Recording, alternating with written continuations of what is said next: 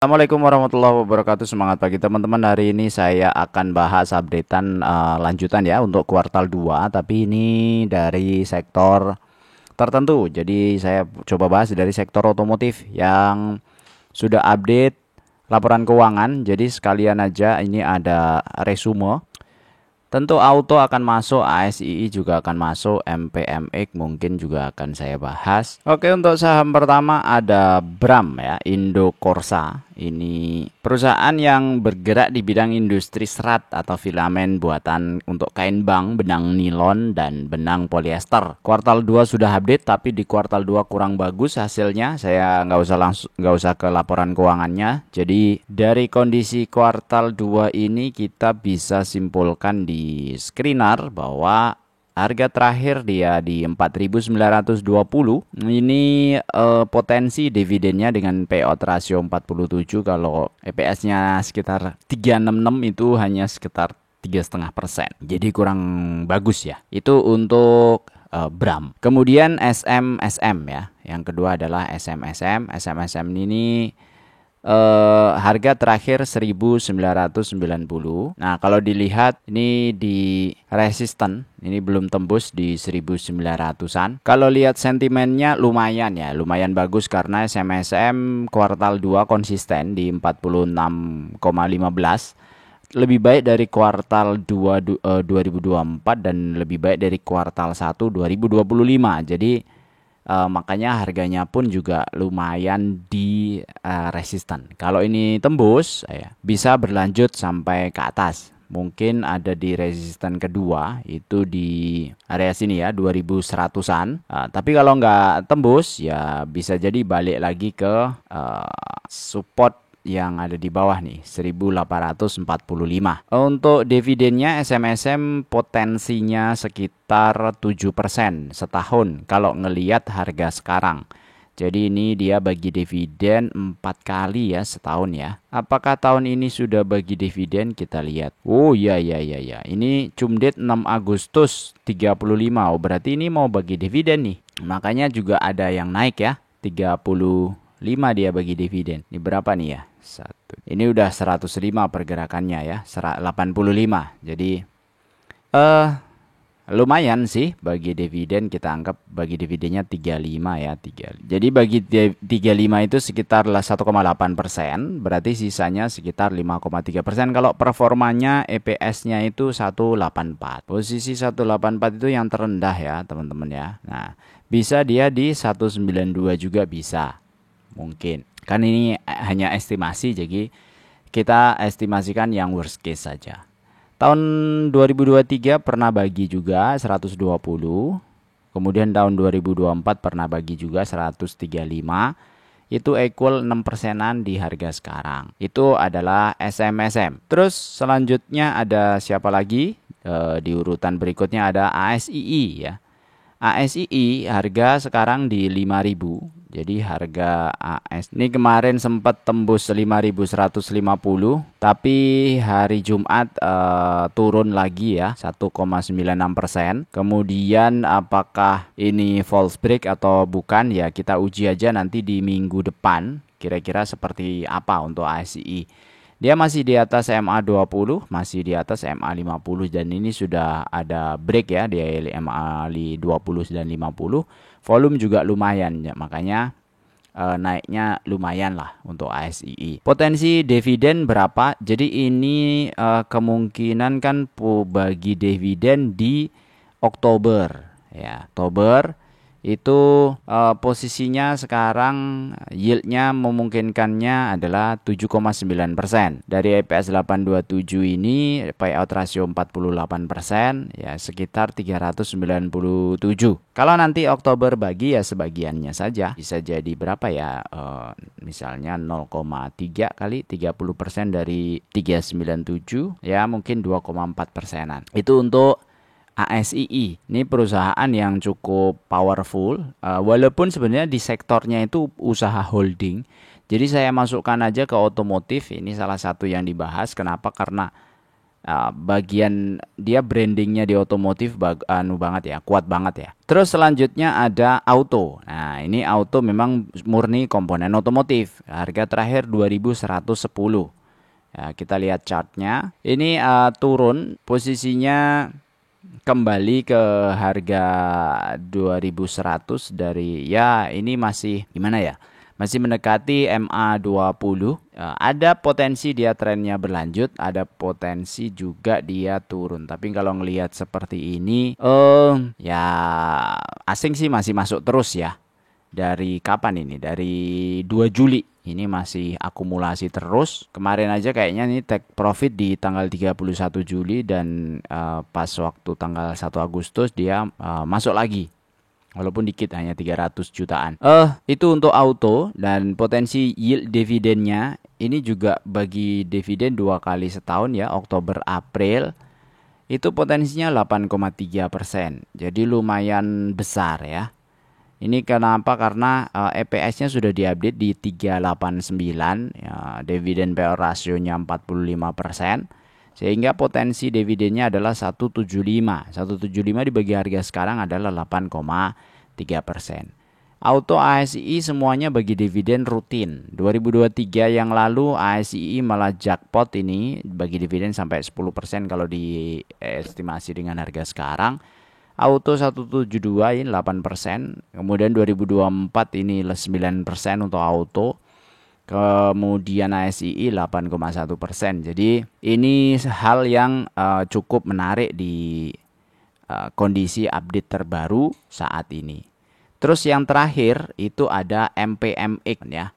Harga MPMX 955. Ini walaupun perdagangan retail tapi saya masukkan aja di otomotif karena jualannya memang jualan motor. Jadi retailnya itu retail motor. Nah, ini kondisinya masih di bawah nih MPMX. Kenapa di bawah? Karena kemarin sepertinya laporan keuangannya kurang bagus. Kuartal 2-nya jadi rata-rata kayak gitu ya. Kalau habis ada laporan gitu terus respon reaktif itu market itu biasanya begitu. Terus nanti lupa biasanya 1 bulan gitu, jalan 2 bulan itu udah lupa, balik lagi itu ke harga rata-ratanya yang kemarin misalnya, biasanya gitu sih. Nah ini jadi kuartal 1 34, kuartal 2 21. Saya kayaknya sudah bahas ya kemarin ya MPMX.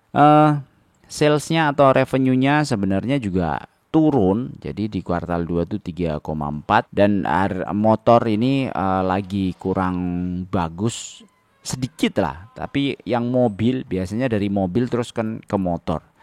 Tapi kalau di setahun kan ini 111 atau 112 itu masih bagus ya, masih bagus. Yieldnya itu masih sekitar 10% dan 10% itu bagus banget. Dia bagi dividen di bulan Juni biasanya, jadi 1 kali setahun. Nah, kalau di 10% itu dengan payout rasio kira-kira di 92%. Tahun 2023 dia juga bagi 12%, tahun 2024 dia juga bagi sekitar 12% kalau di harga sekarang 120 ya.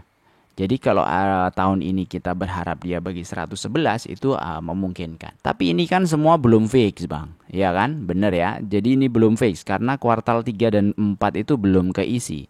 Beda seperti ini ya. Pada waktu 2024 130 itu sudah hampir pasti fix, tinggal kita nungguin payout rasionya sama nungguin kapan akan dibagikan pengumumannya. Terus ngapain kita sekarang jauh-jauh di sini? Ya ngeliatin mau masuk kapan, mau masuk duluan atau mau masuk terakhir-terakhir kan gitu. Contoh seperti Juni 2024 ya, habis bagi dividen kan turun.